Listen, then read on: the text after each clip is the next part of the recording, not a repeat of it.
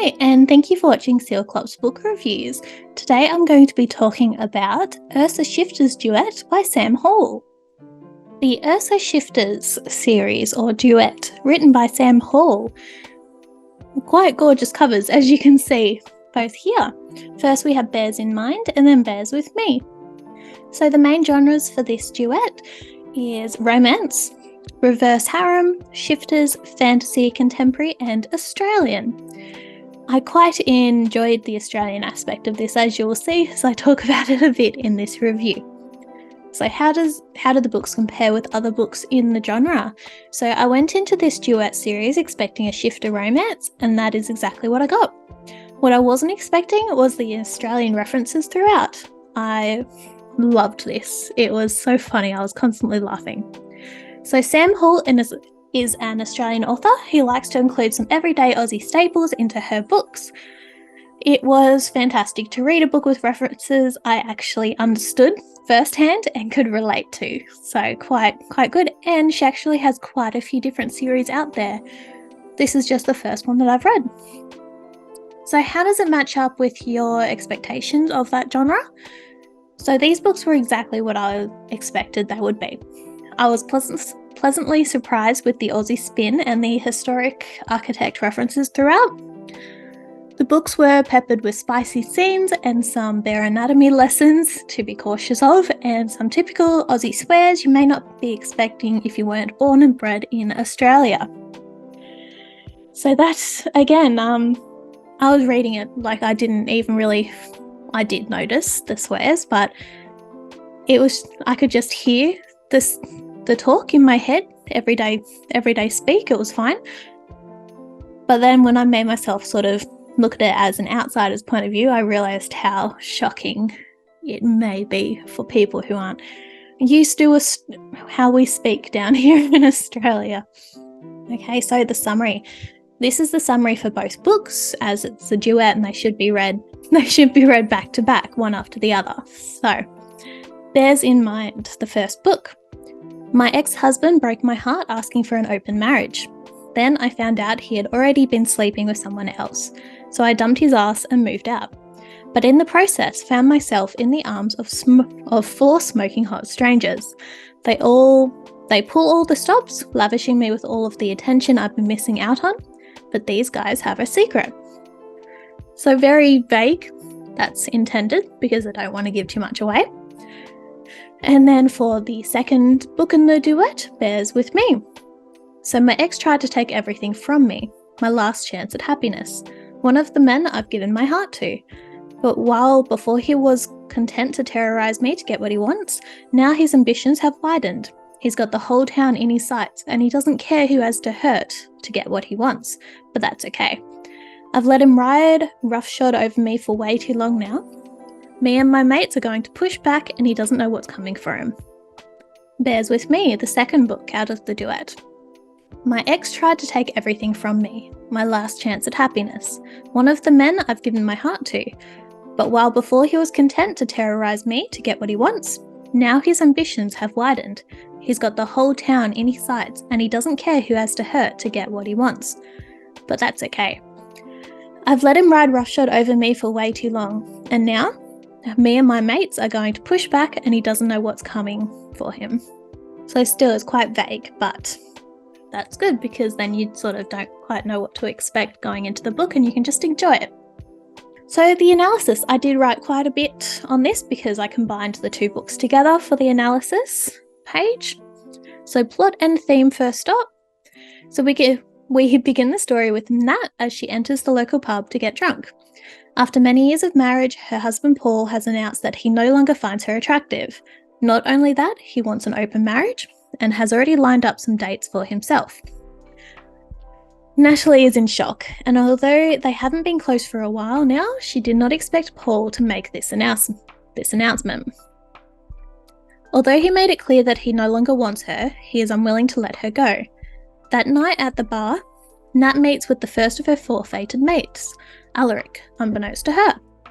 He and his crew are in town to restore the old clock tower and will be working with her directly. So it was quite hard to write just that little bit and not give too much away. I only wrote a little bit more. Please forgive my vagueness. That was intentional and hard to do. So the bears know who their mate is and are instantly attracted to her. However, they are aware that they must patiently wait while she unpacks her emotional baggage and allows herself to move on. She is opposed to their open marriage and instead recognises her husband for what he really is and decides to leave him. So they do actually have trigger warnings at the start of this book saying that there may be forms of cheating. It depends on how you recognise cheating. They do make it very clear that they are split up. It's considered an open marriage, but she doesn't even agree to that. So she's said she wants a divorce. So quite a few people wouldn't consider that cheating, but they put the warning in there just in case you're uncomfortable as well, which I thought was quite good. So she is opposed to the open marriage and instead recognises her husband for what he really is and decides to leave him. So the 4 men offer to fake date Nate to help keep Paul's attacks at bay and keep her safe. Throughout the books, we join Nat as she develops feelings for each of her men. We watch as Paul and his side piece become more and more unhinged. We witness the small town dynamics that make it hard for outsiders to fit into small country towns. Yes, all too well. All while enjoying some everyday Aussie staples like a walk through the local Woolies to attain a highly sought after Woolies chocolate mud cake. This scene here had me laughing my head off.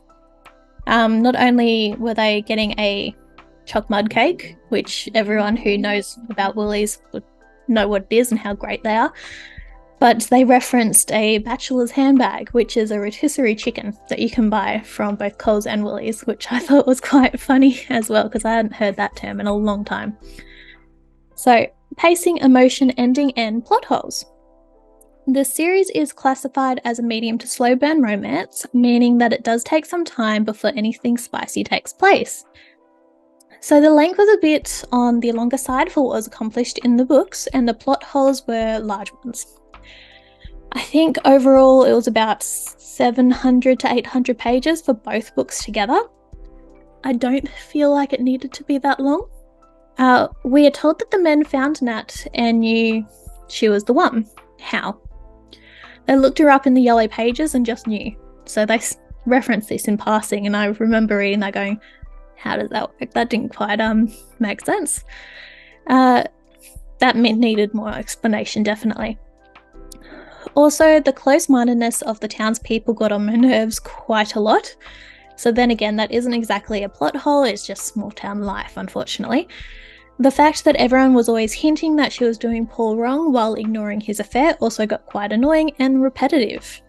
So the first book ends in a cliffhanger, but keep in mind that this is a duet and you should ideally read both books back to back to get the most out of them. Unfortunately, when I'm researching these books to write my reviews, I do see quite often that the very first book gets downgraded and downrated quite heavily because it has a cliffhanger, and that isn't fair. I mean, it even says in there it's going to be a duet. You need to read the 2 books together.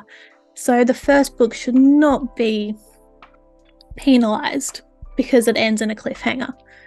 But that's just my understanding. My thoughts on that. So the main characters. So first we have Nat, or Natalie, up the top. She's in her early 30s. She's a redhead, soon to be divorced. She was with an abusive/cheating ex, historic architect buff, and she is the mayor's PA, so personal assistant. And then we have the 4 men. So first there's Alaric. He is the leader of the Sleuth, which is the group of bears. They're called the Sleuth. He has brown hair and honey eyes. He is the organizer, planner, and one in charge. Serious and thoughtful. He pushes back his own needs, feels the need to prove himself, and he is a grizzly bear shifter.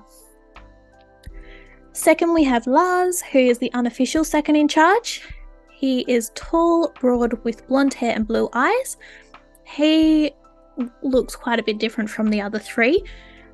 With the blonde hair and blue eyes, they referred to it as Big Daddy energy. He has more of a dominant personality. They hint at, they don't really show too much. Annoyed with Thorn often, and he is a polar bear shifter, so that is quite that is why he looks quite different from the others. Then next we have Thorn. He is the identical twin Dakota. Brown hair and honey eyes. He is playful and hardly ever serious, hence why he gets on Lars's nerves quite often. He is never quiet. He is very tall, less bulky than Alaric and Lars, and he is a black bear, which they quite often refer to as cheeky and tricky and good at getting into difficult situations. And then we have the other identical twin, Coda. He also has brown hair and honey eyes, strong silent type. He hardly speaks in the group, observes everything instead. He a same physique as his brother Thorn, and he is also a black bear. I thought it was quite interesting how not all the men were the same bear shifter. They were all different. I thought that was quite interesting. And something I didn't actually mention in the analysis is they hint that they may all have the same birthday or something like that, which may have been one of the ways they were able to find Nat. I'm not sure. Like I said before, I feel like that should have deserved a bit more information, but it was interesting. Okay, and the recommendation. So as a typical shifter romance book with multiple lovers, this is a great series to try. If you are an Australian and would like to see some of our culture portrayed in a story like this, check these books out. If you are not into heavy swearing, this may not be the best book for you, as we Aussies do tend to swear a bit when talking. When I say that, it isn't F this, F that, constant swearing. It's not like that. It's just everyday speech. They'll be like, hey mate, how are you today? Sort of thing. And a few swears get dropped in because that's just how we speak down here. So keep that in mind. I'm definitely going to check out more books written by Sam Hall. I quite enjoyed it. It was very interesting. My review overall, I gave it 3.5 stars out of 5. Like I said, there was quite a few plot holes and a few things that could have been hashed out a bit more, but I did really enjoy the overall story and how Sam Hall wrote the book in general. So I enjoyed this series. I love the Australian theme and the references a lot. Some of the story was a bit tedious to get through, but overall a good and funny read. And just as a little side note, I absolutely love the references to Adelaide and other big cities and towns throughout Australia that you may not know unless you're down here. But yes, that is my review on the Ursa Shifter series, or Ursa Shifter Duet, by Sam Hall. Thank you for watching. I hope you enjoyed. Bye. Thank you for watching Sealclops book reviews. Here is our little mascot Rocky. He thanks you as well for watching this book review, as you could hear him throughout the whole thing. Hope you enjoyed it. Bye.